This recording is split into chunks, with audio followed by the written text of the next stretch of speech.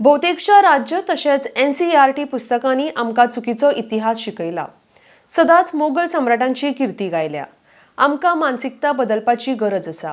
आमचे खातीर छत्रपती शिवाजी महाराज, चंद्रशेखर आझाद, भगत सिंग हे खरे नायक आसात म्हण योग गुरु बाबा रामदेव उलयला. RDX को खातीर फोंडेच्यान विदिता प्रभू. ज्यादातर स्टेट बोर्ड्स और यहाँ तक कि NCERT की किताबों में अब तक भी हमें बहुत तरह से बहुत प्रकार का झूठा इतिहास पढ़ाया जाता है. उसमें मुगलों को महिमा मंडित किया जाता है और अपने आदर्शों को कहीं पर उनका चरित्र भंजन किया जाता है. इस परंपरा को भी हमें अब बदलने की जरूरत है. हमारे लिए हीरो, हमारे लिए महान अकबर नहीं है, बाबर नहीं है, औरंगजेब नहीं है.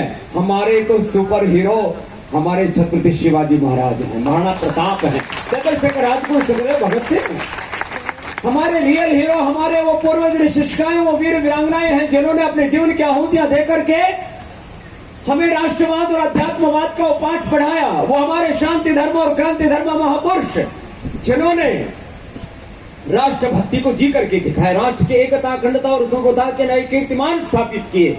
उन महापुरुषों के अनुगामी होने का गौरव अपने हृदय में लेकर के उनके सपनों का भारत बनाने के लिए तुम प्रतिबद्ध हो.